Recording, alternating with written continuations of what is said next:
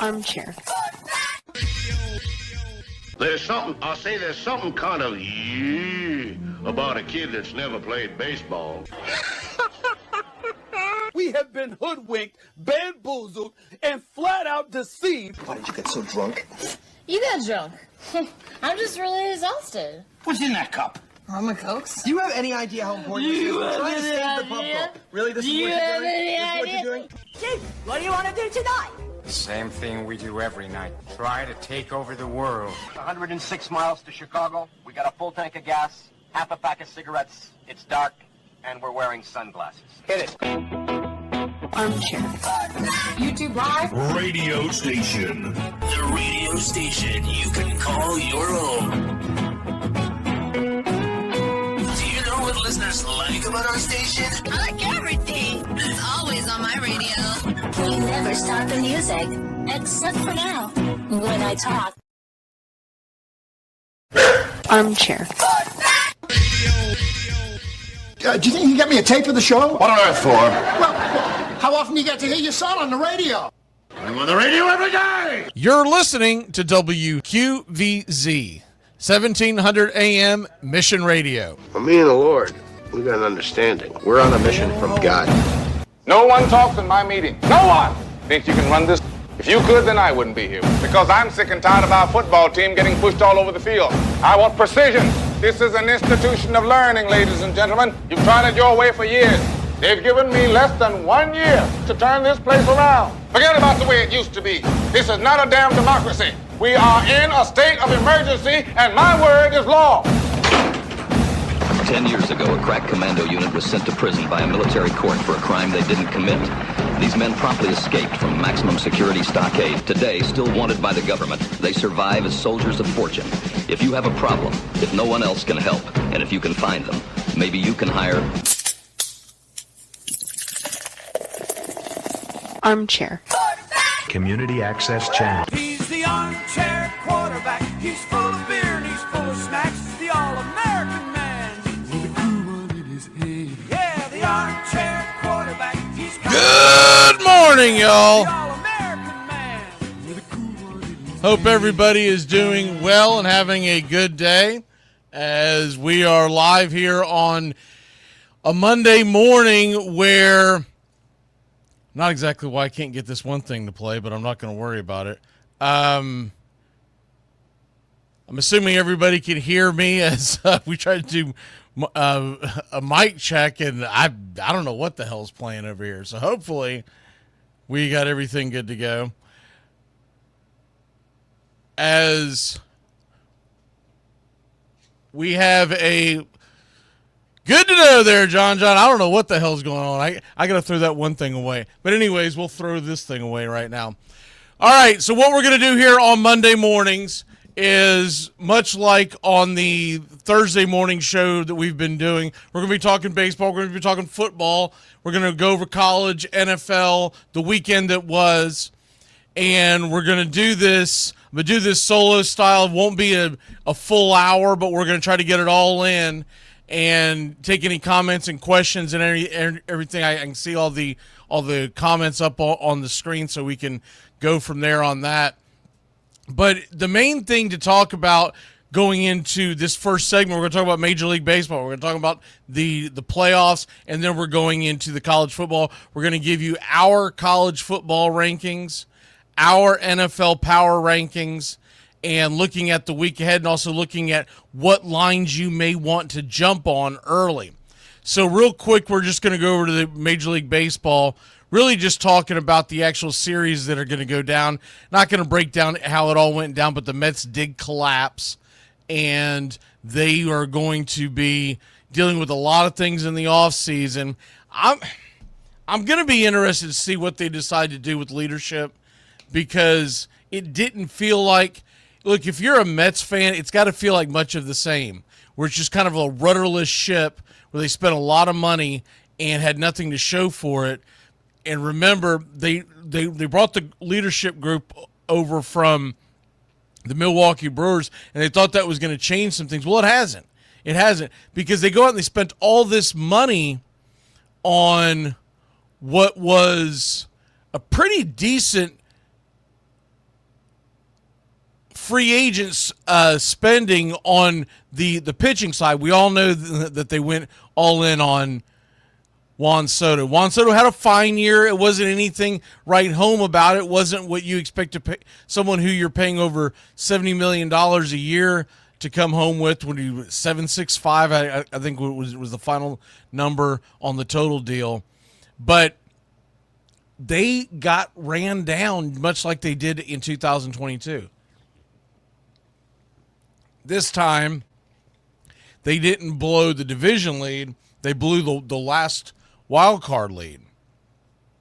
And you had two teams that punched their ticket into the postseason that nobody had into the postseason a few months ago. You had the Reds chase down the Mets, and then, of course, you had the Guardians chase down the Tigers. Now, the difference with the Guardians and the Tigers still made the postseason, and the Tigers are going to face the Guardians in the first round. And that will be the first game that we are going to be covering play-by-play here on Braves Country Radio. 1 o'clock Tuesday, we are doing that game. 6 o'clock Tuesday, we're going to bring you Red Sox Yankees. That'll all be on our YouTube channel. Now, what we have planned for, so we're doing a doubleheader on Tuesday, Tigers, Guardians, 1 o'clock, Red Sox, Yankees, 6 o'clock. On Wednesday, you have the same slate again. Everybody's playing both days, same times. They didn't flip the times around like they have in the past. What we're planning on doing is bringing you the tail end of the Padres-Cubs game going into the Yankees-Red Sox. Because I can't do back-to-back doubleheaders. I'll have no voice. So I'm going to rest my voice. And what the plan is, it depends on how it plays out. But it'd come on around 5 o'clock, and that should be around the 7th inning of the Cubs-Padres game. Bring you the end of that, and then go into Yankees-Red Sox. So that's the plan. And then Thursday, who the hell knows? Only thing I do know is that we're going to be doing a game if necessary. There has been times where there is not a third game. I'm hoping that there's a couple of games, and if there are, we're going to bring them to you. But you just never know how it's going to play out. Everybody is starting on Tuesday. They're going Tuesday, Wednesday, Thursday. If there's no bad weather, Friday's an off day, and then they go into the weekend. Now, I got further commitments. I'm going to be out of town this weekend on. We won't get into that here on this show. But when Monday hits, we're going to be going right back into it, the play-by-play. We'll bring it to you all. And I believe next week, unless something goofy happens, like we have series and, all of them and very, very, very quickly, I believe the plan is to have games all Monday through Friday. But we'll just see how it plays out because it really depends on when you go at that point, it's a best of 5, and it depends on how many sweeps you have, et cetera, et cetera. But that's what we're going into. I'm going to give you my predictions real quick in the series, though I'm calling them. I'm not one of those guys who go, I'm not going to give you my prediction because I'm calling the game. Who the hell am I not to give you the prediction? Red Sox, Yankees. This Yankees team's hitting on all cylinders. I feel like the Yankees are going to win that series. But when you've got guys like Garrett Crochet on your staff, they can swing the pendulum in one game, and then you never know. Right now they're showing it's going to be Max Fried versus Garrett Crochet in Game 1. What a phenomenal Game 1 matchup that will be. Detroit, Cleveland. I'm taking Cleveland because Detroit has been free-falling, and Cleveland's the home team. And that's not necessarily why I'm going to go with Cleveland, but that is a factor. They are going to be hosting a team in their own division that has been collapsing, and you just got to wonder at some point, are they cooked? In the Chicago-San Diego series, I'm going to take the road team. I think the Padres are a better team top to bottom. I just do. I know that they're going to be on the road, but the Cubs pitching, and now with the injury to Horton, that really gives them really big blow. With the Cubs pitching, they are going to have to have very good starting pitching because the Padres are going to keep coming and keep coming and keep coming, and I believe their bullpen's much deeper than the Chicago Cubs. And then Reds, Dodgers. I know a lot of people would love to see the Dodgers get upset. I just don't know how they're going to do it. How are the Reds going to score enough runs to beat the Dodgers? They've got good starting pitching. They've got a decent back of the bullpen. And Tito's Tito, and he's one of my favorites, and I'll be rooting him on. But I don't see how they're going to come through in Los Angeles. Now, he made the statement yesterday in the clubhouse after they punched their ticket, something to the effect, it made me think of our eighth inning sound bite that we play during every game where, what is it? If you're going to have to stop me, you're going to have to kill me. He said something to the effect of they can't kill us kind of thing. But he's saying that as they're heading to Los Angeles to take on the Dodgers, who are fully rested, ready to roll, and they're going to be hosting the game. It's going to be imperative that they win Game 1. If they don't win Game 1, I don't know how the Reds could possibly pull off that series. Because back-to-back games against that starting pitching, and the Reds' offense has been anemic at best. I think they did a great job to punch their ticket into the postseason, much like the Braves last year. I thought the Braves did a really good job last year of getting into the playoffs, considering what they had against them as far as all the injuries that they had in the everyday lineup. That's not really the case with the Reds. I just think the Reds are a little ahead of where you would expect them to be. The starting pitching was phenomenal, and they were able to find a way to get into October. And how about the NL Central getting 3 teams in the NL East? In the NL East. It is the NL East. The NL East only getting the 1 team, the Philadelphia Phillies. You think about all the money that the Phillies spent, all the money that the Mets spent. And the Braves they were locked into some things and they couldn't do a lot of stuff in the offseason. But in general, their overall payroll is competitive, very competitive. And we get the 1 team. Now, the Braves, we can point to all the starting pitching, whatever. It had to do with the fact that they got absolutely nothing out of their offense. There was no oomph coming out of that clubhouse the first 3-4 months. Now they finally woke up about a month or so ago and been playing pretty good baseball overall, though they dropped the last series to the Pirates. And now they all want to tell us how great they've been doing. How, man, we're going to run it back. Oh, baby. And I saw a thing by Mark Bowman yesterday, and he was hinting that he thought that Brian Snitker is going to plan on coming back because it's unfinished business. What unfinished business? You had the best roster in Major League Baseball in 2022 and in 2023. You had 2 playoff wins. Not 2 series wins, 2 wins in the MLB postseason. And then in 2024, nothing. 2025, even worse than nothing. He didn't even make the playoffs, postseason. What unfinished business does he have? Next year, is he wanting to be the Colorado Rockies? Does he want to be at the bottom of the barrel? What unfinished business? The blind squirrel found an acorn and won a World Series. Walk away into the sunset.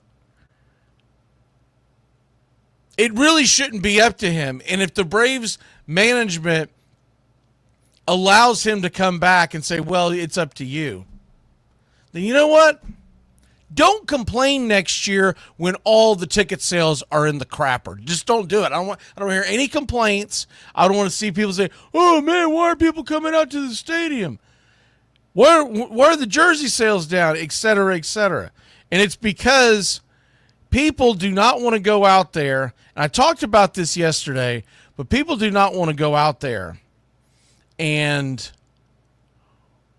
hit the off season and spend a lot of money on not just tickets, but jerseys, hats, shirts, et cetera, if you're going to run the whole thing back.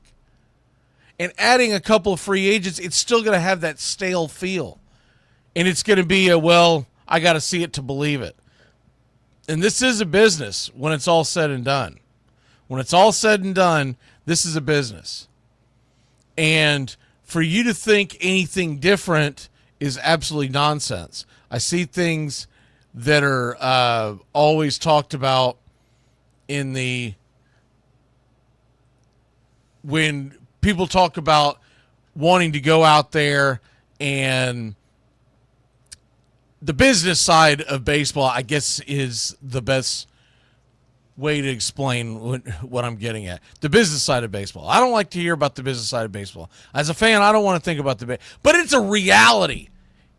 All sports are a business, even your beloved college sports, with your head in the sand, thinking it's not a business. It's a business, buddy.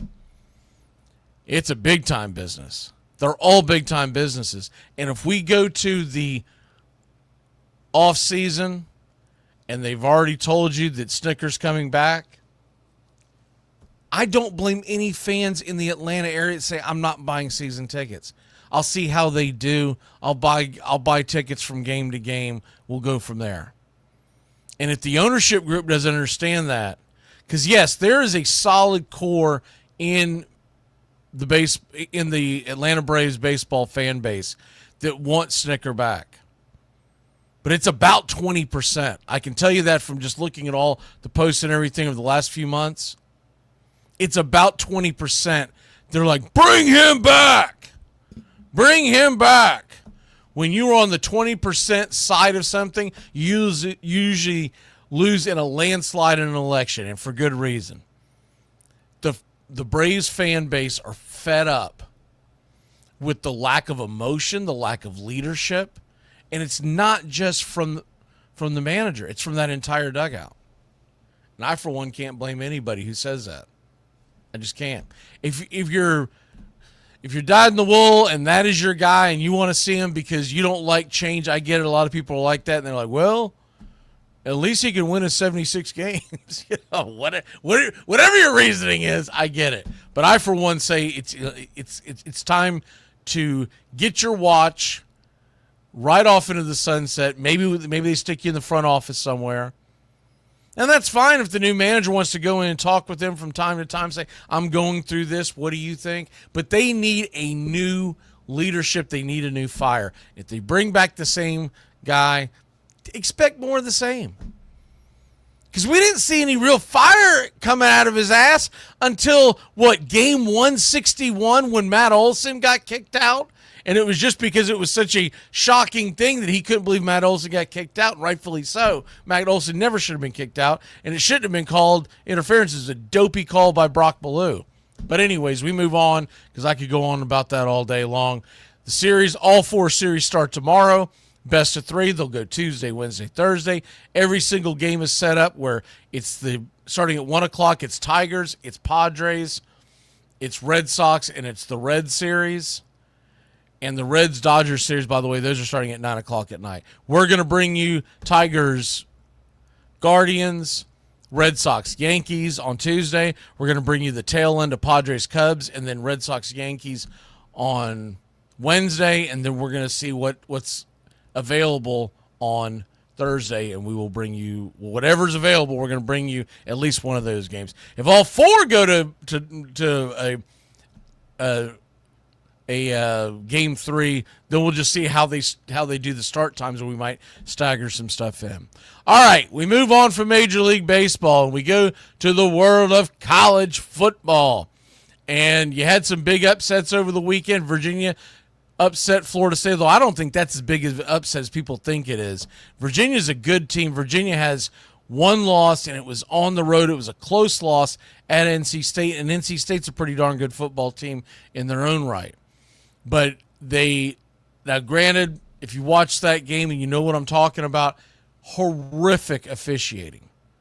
Horrific. There were, to my count, 5 plays on the defensive side of Florida State that Virginia was not called for obvious holding calls. You're not going to get them all. But 5? I mean, they were obvious. You could see the jersey being ripped, the whole 9 yards. Then you also have the bad calls at the end, the 2-point conversion. No way in hell that guy was in bounds, but they went ahead and said call stands. But then on the flip side, they didn't give the call stands to Florida State on the bobble in the end zone. I think both were probably not catches. But anyways, what lost Florida State the game was the horrific play in the first quarter. There were turnovers. They were kind of playing with their food. When you're on the road in a hostile environment like Charlottesville, you're going to get that kind of vibe. And then once again, it's a short week, and a short week may not mean a lot to some NFL fans, but in college football, a short week usually means you have very, very small room for error, and that's what happened on Friday night. But tip of the cap to Virginia. They get the win, and we go from there. Now, other games of note. Georgia goes down once again to Alabama. Kirby Smart cannot find a way to beat Alabama. I mean, he has been owned by the Crimson Tide, and it doesn't matter if it's Nick Saban or if it's DeBoer. He can't beat Bama. There's something between his ears. They own him. They got papers on him. You were at home. Now, it's not the end of the season for Georgia. First of all, everyone's got to realize in college football, you can absorb one, maybe even two losses and still get an at-large bid. So this isn't your older brothers. This isn't your dad's. This isn't your grandpa's college football.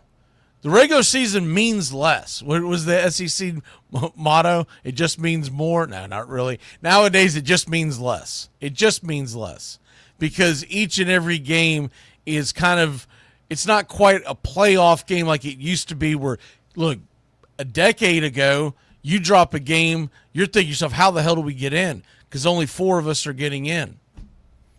15 years ago, you're like, man, only 2 of us get in. And we lose to Virginia or we lose at home to Alabama, we're screwed. It's not the case anymore. There's going to be a lot of 2-loss teams in the college football playoffs. There will probably be even 3-loss teams. And remember, you get the automatic bids if you win your conference. So really what it all comes down to nowadays, if you can just get in the conference championship, you can punch your ticket. But as far as an out-large bid, you don't want a lot more room for error. I think if Florida State were to lose to Miami this week, it would be really difficult for them to get an out-large bid unless it's a very close game and then Miami falls apart because of injury, et cetera, et cetera. I think at that point, Florida State fans would have to start pointing towards we're going to have to win the ACC, which is still very gettable. As far as on the flip side for Georgia fans, you're going to have if you lose one game in the SEC, you're fine. You're going to be there. You're good. If you lose 2 games, you're still probably going to be there. Remember, Disney runs this thing, and they want the SEC in. They've become the participation trophy conference.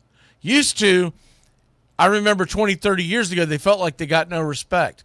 Now they get probably a little bit too much respect. So they become a participation trophy conference because everybody in the SEC believes they belong in the playoffs just because they're in the SEC. They don't care about their record. They always go, yeah, but we're in the SEC. And so they've become the participation trophy conference. The other conferences, the Big Ten, the ACC, the Big 12, they all tend to have to put their resume out there and get the wins. By the way, wore this hat today, Jumbo Shrimp. Did y'all see that? Jacksonville Jumbo Shrimp won the AAA World Series championship. I think they actually called it the National Championship. I don't think they did a full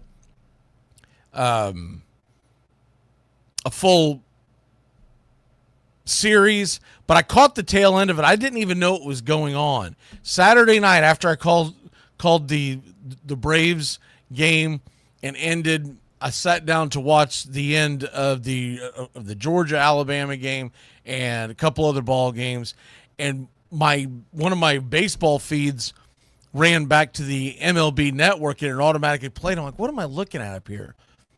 And I saw it was out west and it was live. I was like, okay. I was like, damn, that looks like Jacksonville Jumbo Shrimp. What the hell is Jacksonville Jumbo Shrimp doing on TV at 10, 11 o'clock at night. They were in Las Vegas for the national championship. They blew a 4-run lead in the 9th inning to go from 6-2 to trailing 7-6, and then a 3-run jack walk-off. Now, I don't know the names because I wasn't really watching the game, but I saw it in the background and go, damn, that's pretty cool. So go Jumbo Shrimp. I decided to wear a Jumbo Shrimp. What do you see? Charlie says the tide has rolled out to the ocean. Yeah. Well, the tide rolled Georgia to the ocean, right? The tide go into Georgia and put a foot in their ass is basically what happened. Georgia made it close to the end. Now, here's the most remarkable thing about it, and this tells you something. Alabama didn't score a single point in the second half. They were leading 24-14. They hung on 24-7. But there were some really goofy go-forts. There was the drop pass by Georgia that would have, I mean, that right there is most likely the difference in the game was the drop pass. Charlie says that he's a Georgia Tech fan now. Yeah, I don't blame you. They're undefeated, right? Yeah. I'm a Red Sox fan. What are you talking about, this Brave stuff? I don't remember any of this stuff.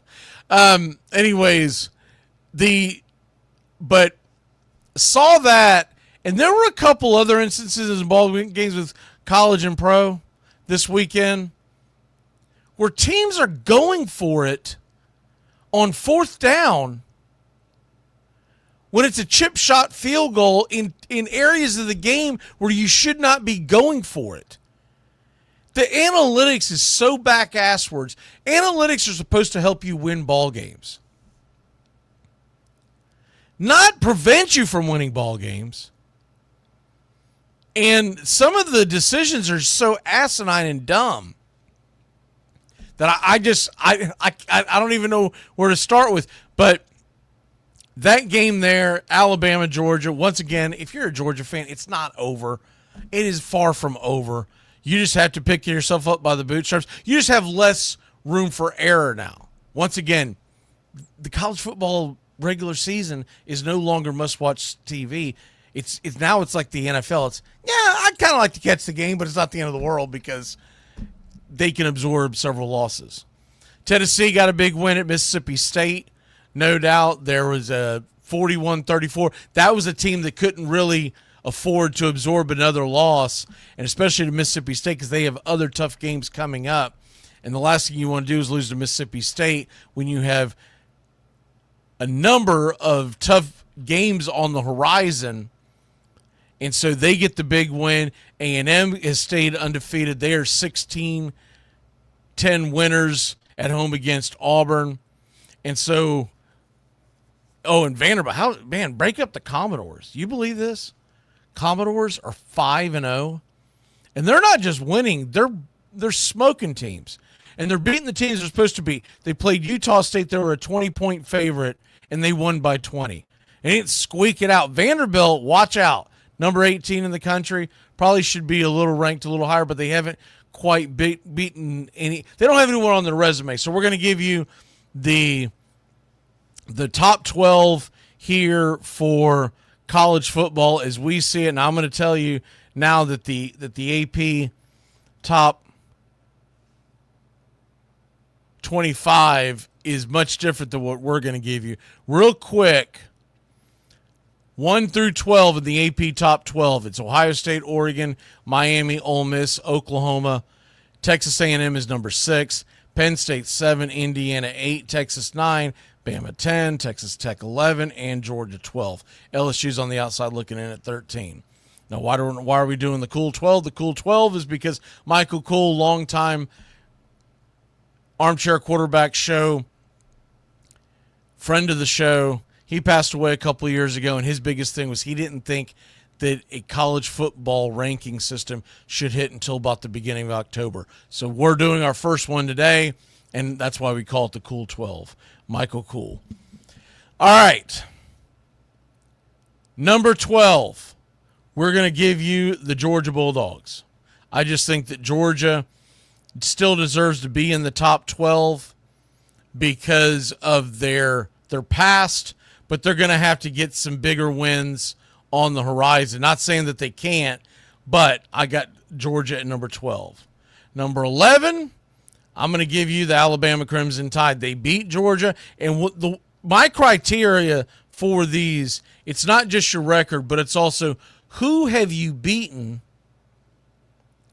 and are they who have you beaten, and what is your record? And so all the head-to-heads go into play here. Now, if you're low on the totem pole, it doesn't mean you can't change that because you've got big games coming. And I'll give you an example. So we got Georgia 12, Alabama 10. Georgia 12, Alabama 11, and Florida State number 10. Why is Florida State number 10? Why are they in front of Alabama? Because they beat Alabama, and I don't know what the hell the AP poll's doing. The AP poll doesn't know what the hell they're doing. They beat Alabama. They didn't just beat them. They soundly beat them. They beat the brakes off of them. They lose a tough game on the road, a conference game, and all of a sudden Alabama's ranked in front of them. That doesn't mean now Florida State gets another loss this weekend. Absolutely. Because you can't keep losing and go, remember that one time at band camp when we got the win? No. You have to continue to win. But I still have to say that Georgia belongs in the top. If we're starting the playoffs today, I've got to put Georgia in. But some of the teams that are not going to be in there, teams like Georgia Tech, teams like Texas Tech. Actually, Texas Tech is on ours. But some of the ones that are undefeated but don't have a big resume, they're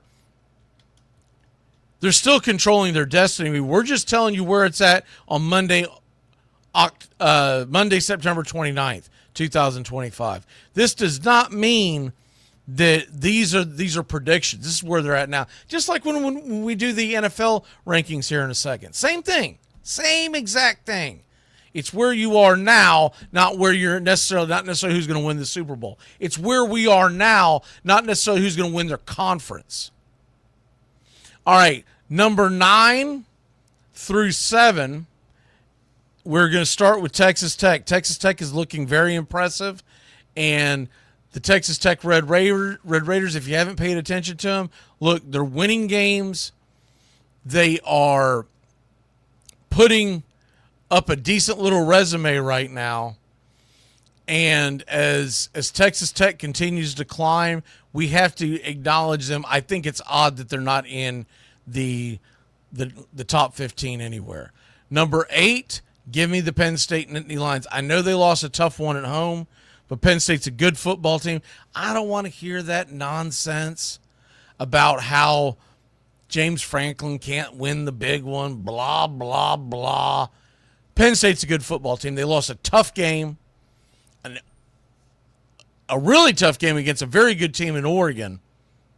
You can't lose a tough game, a close game in 2 overtimes to a team that we're going to have ranked in the top 5 and say, well, but you're not any good. You can't win the big game. They lost by 6 points in overtime. Penn State's a good football team. They're a damn good football team. And I think they'll end up in the playoffs. I think Oregon will end up in the playoffs. Ohio State will probably end up in the playoffs. Indiana could end up in the playoffs. So we have Texas Tech, Penn State, and Oklahoma. Look, Oklahoma, I still think, and it's strange because in the SEC, but it kind of reminds me of when South Carolina and Missouri first came over in the SEC, and SEC fans say, yeah, but it doesn't feel right. It doesn't feel like that they're one of us yet because you have to be there long enough. And I think it finally kicked through when Missouri made it to the championship game in the SEC a couple of years in a row. And now everyone looks at Missouri and South Carolina as SEC teams. But there was a time where they didn't. And I still think there's that feeling between SEC fans that Oklahoma and Texas aren't quite SEC teams yet because they just entered it. But I'm telling you right now, Oklahoma's got a good football team. Oklahoma has pretty good wins on their resume. Oklahoma last week, they went out and they beat a pretty good Auburn team at home. I know that's the only big game they beat Michigan. They beat Michigan, but that's the only big game in the conference they've played is the Auburn game. Oklahoma's building a resume, and in a couple of weeks, October 11th, Texas, Oklahoma. That could be an eliminator game, depending on the way the rest of the season goes. All right. The next one's on the docket. And these are a little higher than most people have it, but I don't give a damn. A, it's my list. And B, no one's giving this team a lot of love, and I don't understand it because Indiana Hoosiers look like the real deal. They got a tough win on the road this past week as they continue to be undefeated. The Indiana Hoosiers are, I think, an under-the-radar type of team, but they win a tough game on the road at Iowa. That is not an easy place to win. Remember, they blew out Illinois a couple of weeks ago. Illinois just took out USC, and I don't like to do the whole, well, I beat him and you beat me, and I beat you and you beat them, and that means that I ought to be the Queen of England kind of crap. But I do think this, when a team goes out back-to-back weeks beating a good, solid Illinois team, I'm telling you, Illinois is going to be a 9-10 10-win team by the end of the season. They're 4-1 right now. And they back that up where there's bound to be a letdown, and they found a way to win the Indiana game. By the way, you talk about a bad beat. How about Indiana running out the ball in the back of the end zone to kill time and winning on a safety? So the score was 20-13. A lot of books had that line at kickoff at 7.5. They ran, or 7 to 7.5, which means someone probably either paid it down or they put her as a part of a teaser, or what some people like to call a mini teaser where you're buying 3. Anyways, as opposed to winning by 7, they win by 5. Now on the original line, it didn't have any bearing on it. And it didn't have any bearing on the over-under. But it was funny to hear some people say that they had taken it. By the end of the day, they had gotten it down to Indiana -7, and then they run out the back of the end zone as time expires. All right. So we got Indiana as our number 6 team. Our number 5 team, the Ole Miss Rebels. We talked about this on Thursday's show. I told the guys they were all about some LSU. I told them Ole Miss was going to find a way to win that game, and they did. And how about the celebration on the sidelines from Lane Kiffin? You know he wanted to beat his daughter's boyfriend, who's a linebacker for LSU. LSU, honestly, the game shouldn't have been that close. Ole Miss dominated that game. They kind of played with their food at the end and let LSU get back into it. But Ole Miss dominated that game. And Ole Miss gets a big win. They're undefeated. They're ranked 13th in the 18th in the AP poll. I think that's incredibly low. The number 4 team in the country. Give me the Texas A&M Aggies. And the Aggies, or actually Ole Miss has jumped up. I was looking at last week's score when I said that. Give me the Texas A&M Aggies. I think Texas A&M is a very good team. Remember, they go out and they beat Notre Dame on the road. Then they come home and they take care of a pesky Auburn team. That Auburn team is going to beat some teams and ruin some seasons this year, I'm telling you. Hugh Freeze, the Auburn fans are going to overreact. He's got a good team. He's got a good team. They need to just pump the brakes, freaking out because he loses. He lost back-to-back games, but they were at Oklahoma and at Texas A&M. Those are 2 very, very difficult environments to win on the road, and they put them back-to-back on that. And so the number 4 team in the country, we went Indiana, we went Ole Miss, and we went Texas A&M. Texas A&M, number 4. And Texas A&M has been sneaky. I did not think they were going to win in Notre Dame. By the way, how about Notre Dame handing it to Arkansas? That was some redheaded stepchild type of whooping. I mean, what was that? Arkansas. SEC. I guess it just means less. But, man, they got smoked. I watched quite a bit of that game while we were getting ready for the broadcast. That game was never competitive, and they were at home. And we were being told, I never bought into it, but we were being told at the beginning of the season that Arkansas could be a sneaky team to look for. Yes, sneaky blow your budget if you bet on the man. They are not good. All right, number 3 team in the land. This will probably ruffle some feathers. I don't care. It's been a while since we've seen them play anybody. And they did struggle a little bit, and I've just been more impressed with the other 2 teams. Give me the Ohio State Buckeyes, the number 3 team in the land. I still think they're a very good team. I think there's a very good chance that we see them at the end of the season in the final thing. But right now, I can't put them at number 1. I know the AP has them at number 1 defending national. You're not a defending national champion when it's college sports because there's always a big turnover. Now, I do always believe you got to respect the coaches, and that's why there's no way I would take Ohio State out of the top 5 while they're undefeated because it's still Jason Day's team. But even with that being said, I have to put them in the top 5, but I don't have to put them number 1 because I don't believe they're the number 1 team in the country. And number 2, Oregon Ducks. Huge win on the road. Huge win on the road. But that means our number 1 team is the Miami Hurricanes. I think the Miami Hurricanes have the best resume, and you know that eats me to say that. Now, look, we're all going to find out what's what and what's when this Saturday night in Tallahassee. Miami is going to go to Florida State. They are a 4 to 4.5 point favorite, depending where you get it. If you believe in the betting lines, it's probably a pretty good get to take Florida State in the points. Before Florida State lost to a shortened week road game against Virginia, that was a pick 'em in most books. Now you're getting a full. I saw a couple of books where it was 4.5. One of them had it at 5 of Miami, which means some big money's coming in on the Hurricanes. I think that game's going to be a white knuckler, and it's going to come down. It's not going to come down to who gets the ball last type of thing because they both have good defenses, but it's going to come down to who executes the best in the fourth quarter. I do believe that. And if you're going to give me some points in the pocket, I'm telling you that is a number you need to start paying attention to. Another number you need to pay attention to early on in the week. Now, we'll give you our picks on Thursdays, but I'm going to give you the looky-loos. You go, hey, look at there. The looky-loos, as I like to call them.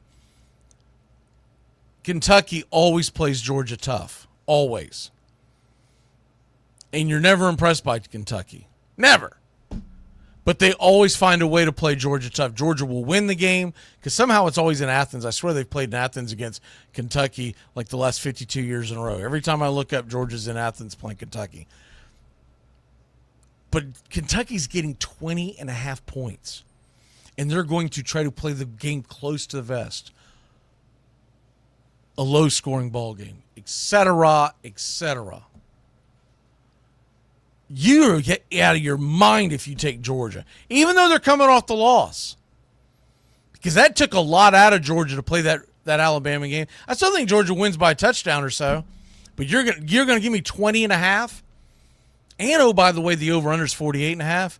If you really want to do something, you do a same game teaser and you take the under and you take Kentucky. Whew, you're going to give me 26.5? Get out of here. All right. Couple other games, looky-loos, and then we'll jump into the National Football League. You got some interesting games coming on. And really when I do these looky-loos, I typically just take the top 25, the low-hanging fruit. There are other games that I'll talk about on Thursday and whatnot. But this is just trying to kind of whet your taste buds. One of the ones that's interesting to me, so Texas is at Florida at 3:30, and Florida's 1-3, and we get that. Right now, you can get Florida +7, +6.5, depending on the books. I think the Gators are going to make Texas squirm. I just do. I know everyone's like, oh, man, Lagway's terrible. Dude, Archie Manning's not much better. He's over there flexing on Sam Houston State. like he's a senior jamming a freshman into the locker on the first day of school. The hell was that about? So I'm hoping it goes a little more towards the Texas end and you can get over a touchdown. But man, I'm really liking that Florida. I don't know if it'll be an upset if they'll actually get the W, but I don't think Texas is going to go in there and just roll them. Not in the swamp. I don't see it. The other interesting one is Vanderbilt's going to be going into Alabama. Remember, they beat them last year. But Alabama is going to be smelling themselves a little bit because they just beat Georgia. Vanderbilt is getting 10 points. Stop it. Just stop it. What the hell? Vanderbilt is a 10-point underdog to Bama?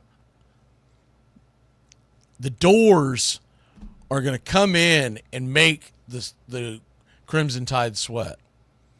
The other one you need to pay attention to, Notre Dame's a 17 to 18-point underdog, or favorite, home against Boise State. Notre Dame is going to be trying to run the score up the rest of the year because they don't have but about 2 more games that are noteworthy. Notre Dame's going to blow the absolute doors off of Boise State. And talk about a letdown moment, Virginia's at Louisville. Louisville's undefeated. They're a 6-point favorite. Virginia, talking about a team that's going to be smelling themselves. They're probably still drunk from Friday night. Keep an eye on that. All right, let's move into the National Football League. I guess I should have done this with the college when we transitioned, but that's all right.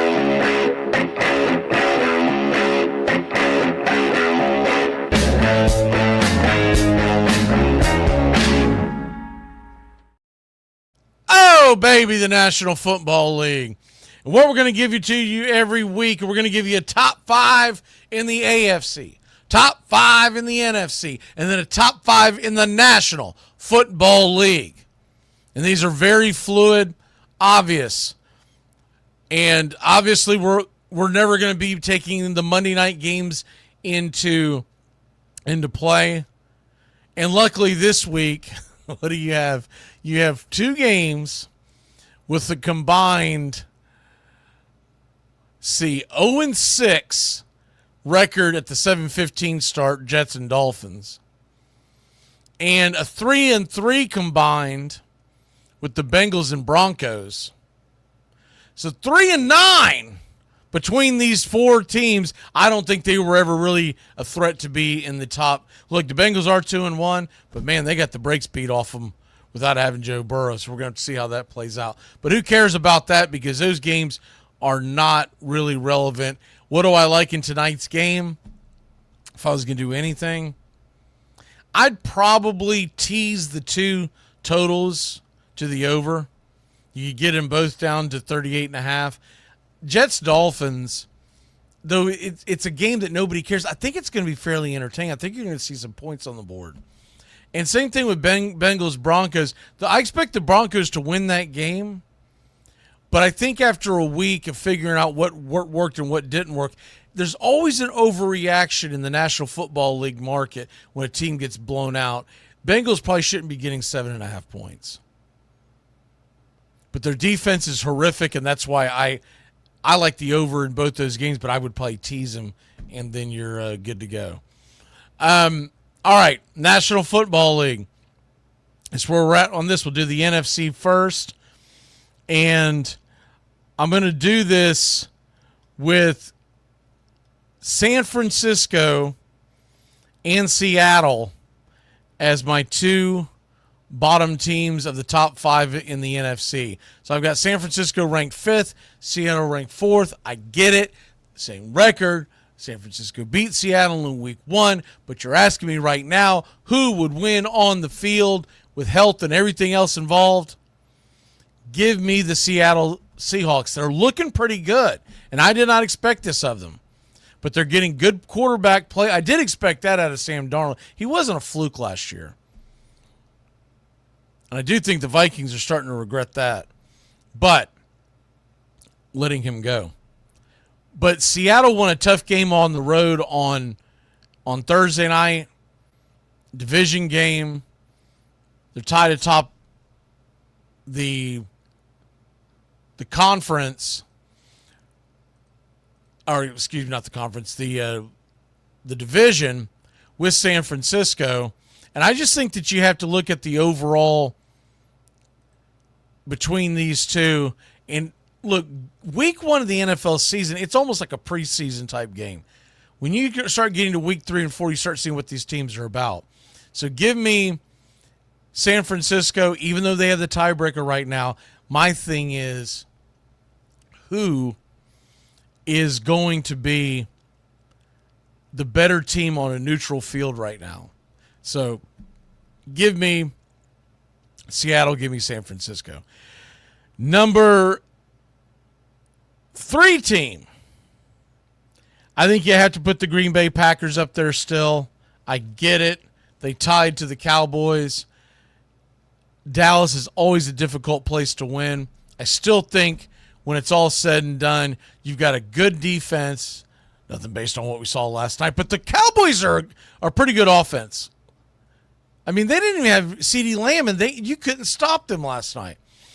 But I do believe that they're one of the better teams in the NFC, and when the dust settles, Green Bay, and look, that tie is not insignificant. At the end of the season, that could help them punch their ticket to the playoffs because they did not lose in Dallas. I don't think the Dallas Cowboys are going to have anything to say when it comes to the playoffs. But if you're jockeying for position, whether it's the division or a wild card or seeding, that tie could be very important. And Jordan Love needs to get his head out of his ass at the end of the game, because what in the hell was that? Holding on, looking around, 20 seconds left, looking around, calling the play. No sense of urgency. He is very fortunate that ball fell to the ground with 1 second left. They kicked the field goal in overtime. If you miss what I'm talking about, they go to overtime, and it was an absolute disaster. They are the clock is winding down, and it's 3rd down, and as opposed to running up to the line, calling a real quick play because they had no timeouts left, and basically at that point you just do a back corner fade and hope you can get it. And if you can't get it, you kick the field goal. Instead, he's making all these hand motions like he's reinventing the wheel. Dude, you got to throw the ball in the end zone. Everybody knows that. Just go. Drops back to pass, and had that ball gotten tipped and fluttered to the ground, had that ball been banged around like it could have been because he threw into triple coverage, Green Bay loses that game. The Jordan Love's got to get his head out of his ass. You can tell LaFleur was on to him about it, but he's got to take the kid gloves off of Jordan Love because he made some bad decisions down the stretch. But they did get the tie, so put them number 3 and give me the Detroit Lions as number 2 in the NFC, which obviously means that the Philadelphia Eagles are number 1. I still think there's cracks in the Eagle armor, but they are the team to beat because they so soundly beat Kansas City in the Super Bowl. And I don't think that's nothing. So, AFC, top 5 as we start to try to wind this down real quick. I don't want to keep this past an hour for y'all. AFC looks like this. Now, this one, I did not have this on my bingo card to be saying that this is the number 5 team in the AFC after week number 4. But give me the Jacksonville Jaguars. Jacksonville Jaguars went into the Lions' Den. They beat San Francisco. They're tied in the division with the Indianapolis Colts. Their only loss was a road game with a healthy Joe Burrow that they lost at the very tail end. They haven't looked incredibly impressive, but 3-1's 3-1, so give me the Jacksonville Jaguars. The number 4 team. This team's got a worse record, but, man, they looked a lot better yesterday, and they're starting to get some pieces back. And that's right, John Duval, or as their head coach said, Duval. The Kansas City Chiefs. They looked a lot better yesterday. Got Xavier Worthy back. Remember, Rashee Rice is going to be coming back in a few weeks. They're still the team to beat in the AFC. because to beat the man, or to be the man, you got to beat the man. In Kansas City, until they get knocked out of the playoffs or knocked out of the playoff race, they're still the best team in the AFC for the last several years. But I can't put them at the number one power ranking because it's stupid. They've lost 2 games. But you can see an avenue where 8 weeks, 8, 9, 10, etc., they'll start hitting on all cylinders. Looked much better. They pounded the Baltimore Ravens. They took the Ravens to Pound Town. Ravens are 1-3. What the hell? All right. Number 3 team. Speaking of that, give me the Pittsburgh Steelers. They're barely getting by. They're doing it. And do I think they beat Kansas City on neutral site? Probably not. But they are 3-1. They did go over the pond into Ireland. First game in Dublin. Congratulations. Get the win. Found a way to hold on. They were dominating the game. Then they played with their food, but they found a way to hold on. And then the number 2 team, I think, has got to be, because they beat the number 4 team. And look, I know they lost on the road yesterday, but they still look pretty good. And look, Jackson Dart is going to be fun to watch. And that was a hostile environment. They still almost found a way to win that game. And it still stands to this day. I've been saying this on this show for over a decade. When you've got a team from the West Coast playing on the East Coast on an early kickoff, give me the East Coast team all the time. And they got a new quarterback. And Scatterbo was looking good. It's going to be terrible if we think what's going to happen with the MRI supposed to come back today about Malik Neighbors. It looks bad, but I don't want to throw any bad mojo out there, but I hope the kid can come back and play this year. But regardless, Jackson Dart is going to be fun. And I was right again. 2 drafts ago, I told everybody that there was all this pizzazz and panache about, you got to get Caleb Williams, I said, nope, Jaden Daniels the guy. This year, if you followed the draft coverage that I gave, I told you, Jackson Dart is the guy. Tennessee does not need to draft Cam Ward. They need to trade down and get Jackson Dart. Jackson Dart's going to be the best quarterback in this draft. I'm telling you. There's certain guys you can just see it on the screen. You have to watch the games. So the number 1 team in the NFL, and I know John's watching, so we will. Where is it at? Here we go.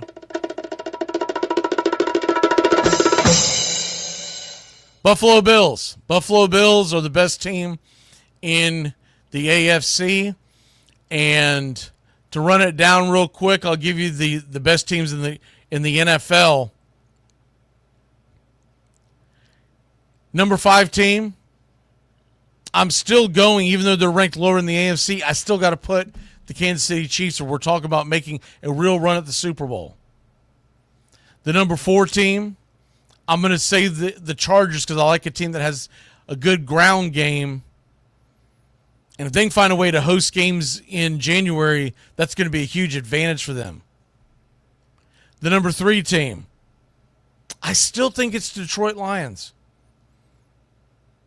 I got to see some more consistency from Green Bay. I got to see more consistencies from some of the other teams. Give me the Detroit Lions. I'll put this up in the chat here in a minute. And the number 2 team, the Buffalo Bills, because the defending Super Bowl champions are still undefeated. I think Buffalo's looked better than Philadelphia, all in all. And I know they had it took them a while to get going yesterday against the New Orleans Saints, and everyone just thought they were going to blow the Saints' doors off. I didn't believe that. It's the NFL. But they found a way to win by double digits. They're 4-0. And I like what the Bills are doing, and I hope that they're a team that is on a mission after the way the season ended last year. But we've been saying that about the Buffalo Bills for 30-something years now, so who the hell knows? But they host the Patriots this week it's a Sunday night game against on NBC. That's going to be a fun one. Don't sleep on the Patriots. The Patriots are a good team, y'all. That's a good matchup. What does Justin say? What do y'all think about bad? I don't even know what the hell that is. English, please, Justin. Is that the act? Is that the halftime act? Is that what you mean? Or they're just somewhere hanging out in the Super Bowl doing a card trick? What the hell is Bad Bunny?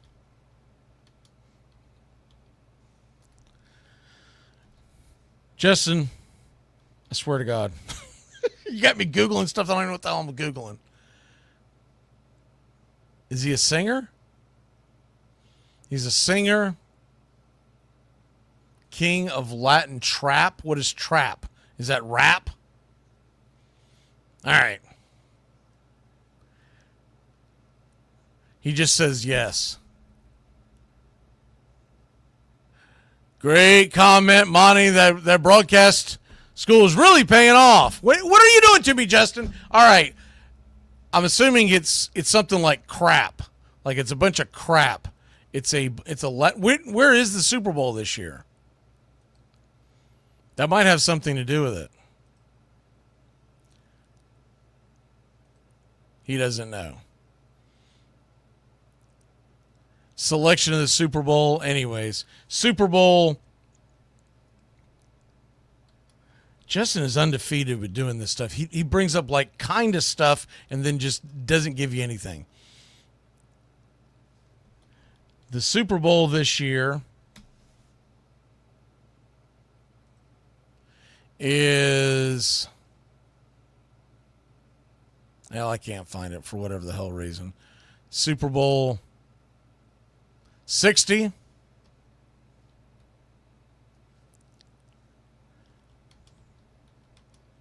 I mean, I don't know why. Why do you care? That's what I can't figure out. Super Bowl 60. That's why it's in California. It's in Santa Clara, California. That's why they. I don't think it matters. When's the last time you actually watched the Super Bowl halftime show? I've not watched the Super Bowl halftime show. The last one that I kind of watched was when all the fat older overage rappers got on stage and tried to squeeze into stuff that they could have worn 20 years ago but they can't wear anymore. That's the last one that I kind of watched. Super Bowl halftime show sucks. Super Bowl halftime show is the perfect time to hit the head, grab a smoke, and refresh your drink. If you're paying attention to who's in the Super Bowl halftime show, you're probably way too young for me to care about your opinion. That's how we'll walk it off. We'll see you on Thursday. Goodbye, sweetheart. Well, it's time to go. We're back tomorrow with another show. Well, unless we're fired, we'll talk to you then. Goodbye, sweetheart. Goodbye. Goodbye. Guys and gals, it's time to go. We'll see you on the next show. Same bat time, same bat channel. It's closing time, y'all. You don't have to go home, but you can't stay here. Have a great one. On your way out, please like and subscribe. And don't forget to tip your favorite bartender. We'll see you. I'm Mac Magee, signing off for Braves Country Radio.